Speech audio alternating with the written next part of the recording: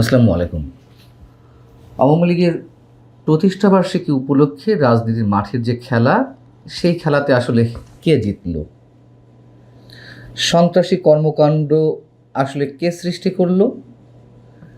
এবং এই দিনকে কেন্দ্র করে আন্তর্জাতিক অঙ্গনে মেসেজ কি গেল বা সরকারের পক্ষ থেকে কি বার্তা দেওয়া হলো সাধারণ মানুষের কাছে?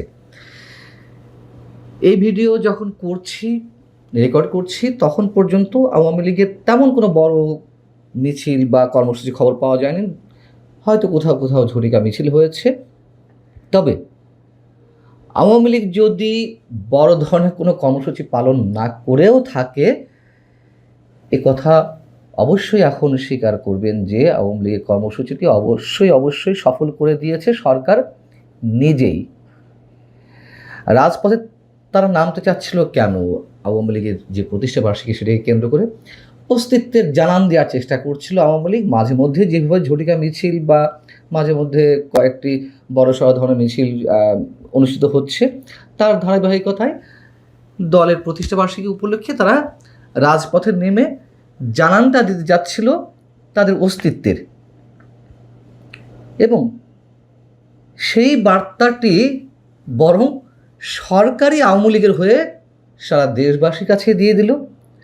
আন্তর্জাতিক অঙ্গনেও সরকার এই বার্তাটি দিয়ে দিল যে আওয়ামী লীগ অবশ্যই আছে এবং যথেষ্ট প্রাসঙ্গিক হয়ে আছে, যথেষ্ট বেশ শক্তভাবেই আছে।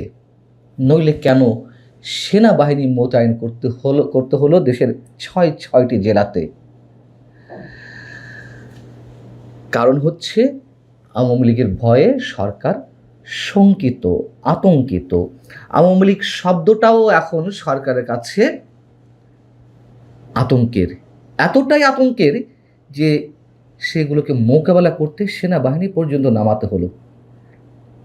আর যদি খুব বিচার বিশ্লেষণ করে যৌক্তিক কোনো কারণ এর মধ্যে আমাদেরকে আনতে হয় যে সেনাবাহিনী নামার পেছনের কারণ কি বা নামানোর পেছনের কারণটি কি, একটাই যৌক্তিক কারণ, সেটি হচ্ছে অবশ্যই আইন শৃঙ্খলা রক্ষাকারী বাহিনীর মধ্যে যেগুলো রয়েছে, পুলিশ, বিজিবি বা র্যাব কিংবা অন্য কোনো ফোর্স, সেইগুলো আওয়ামী লীগের নেতাকর্মীদের প্রতিহত করতে অসমর্থ।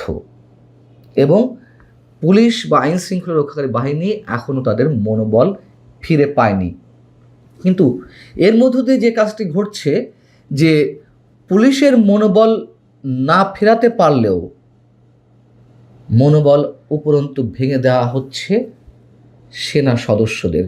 তার কারণ এই কাজগুলো তো সেনা সদস্যদের নয়।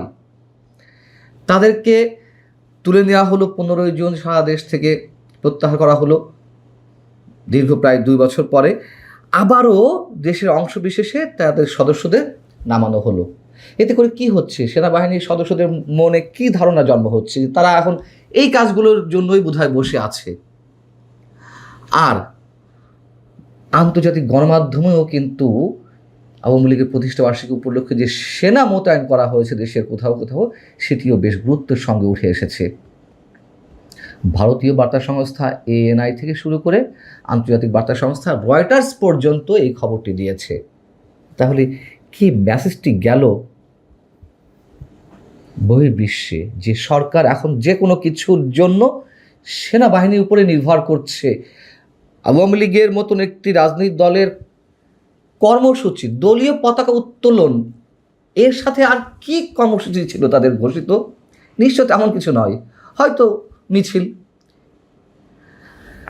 তাতেই এই অবস্থা। সরকারের অক্ষমতাও নিশ্চয়ই এর সাথে স্পষ্ট হয়ে ওঠে। এবং এই জায়গা থেকে তো এখন অনেকে বলছেন যে আওয়ামী লীগের এই কর্মসূচিকে কেন্দ্র করে যদি সরকারের অবস্থান এতটা কঠোর হয়ে থাকে, তাহলে আওয়ামী লীগ যদি ভবিষ্যতে জোরালোভাবে মাঠে নামার ঘোষণা দেয় বা সব ধরনের মানসিক সাংগঠনিক প্রস্তুতি নিয়ে ফিরে আসার ঘোষণা দেয়, তাহলে কি সরকার সেটি প্রতিহত করতে সেই সময় জাতিসংঘের শান্তি রক্ষা বাহিনীকে আমন্ত্রণ জানাবে, নাকি ন্যাটো সদস্যদের আমন্ত্রণ জানাবে বাংলাদেশের বুকে? অনেকে এই কথা এখন বলছেন। আওয়ামী লীগের দ্বারা, আর যাই হোক, গত 2 বছর তো সন্ত্রাসের কোনো কর্মকাণ্ডের খবর পাওয়া যায়নি, কিন্তু এই যে আওয়ামী লীগের প্রতিষ্ঠাবার্ষিকী উপলক্ষে আওয়ামী লীগ প্রতিহতের নামে সন্ত্রাসের সৃষ্টিটা করলো, বরং ফ্যাসিবাদের বিরোধী বক্তব্য দেওয়া জামাতে ইসলামের মাধ্যমে তারা কি করলো? জামাতে ইসলামের পক্ষ থেকে বঙ্গবন্ধুর বাড়ির আশপাশ দিয়ে ধানমন্ডি 32 নম্বর এলাকায় আওয়ামী বিরোধী একটা মিছিল বের করে জামাতে ইসলামী। মিছিল শেষে তাদের পক্ষ থেকে উপস্থিত সাংবাদিকদের প্রতি আহ্বান জানানো হয়, আপনারা যে কোনো একজন কথা বলবেন, মানে প্রশ্ন করেন। তখন সাংবাদিকরা বলেন যে কেন একজন কথা বলবেন, এ নিয়ে বাকবিতণ্ডার সৃষ্টি হয়। এক পর্যায়ে সাংবাদিকদেরকে আওয়ামী দোসর বলে, ফ্যাসিবাদের দোসর বলে তাদের উপরে আক্রমণ চালালো, রক্তাক্ত করা হলো বেশ কয়েকজন সাংবাদিককে, পিটিয়ে আহত করা হলো, হাসপাতালে নেওয়া হয়েছে কোনো কোনো সাংবাদিককে চিকিৎসার জন্য। এই হচ্ছে ফ্যাসিবাদে বিরোধী কথিত রাজনৈতিক দলগুলোর ভূমিকা। এবং এর মধ্য দিয়ে আমরা কি দেখব? সরকারপন্থী যে সাংবাদিকরা এই মুহূর্তে আছেন তারা একটা টু শব্দ করবেন না। আওয়ামী লীগের সময় এক ধরনের দালাল সাংবাদিকের উত্থান আমরা তো দেখেছি, এবং আওয়ামী লীগ স্বৈরাচার যদি হয়ে ওঠে এই সাংবাদিকরা তার পিছনে ভূমিকা পালন করেছে, এ কথা সত্য কথা। কিন্তু এখন এই সরকার যদি ফ্যাসিবাদী ভূমিকায় অবতীর্ণ হয় বা স্বৈরাচার হয়ে ওঠে, বা অন্য যে রাজনৈতিক দলগুলো এই মুহূর্তে আছে জামাত ইসলামী সহ এনসিপি,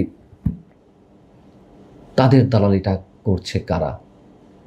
এবং এটাই চরম অপ্রিয় বাস্তবতা যে এখন এই মুহূর্তে সাংবাদিকদের একটা অংশ যেভাবে দালালিতে মেতে উঠেছে, আমরা পরিবর্তন তো দূরের কথা, বরং এই জায়গাটিও খুব দ্রুতই নিশ্চয়ই ভীষণ এক জাতীয় জীবনে একটা অস্থিরতার জন্ম দেবে।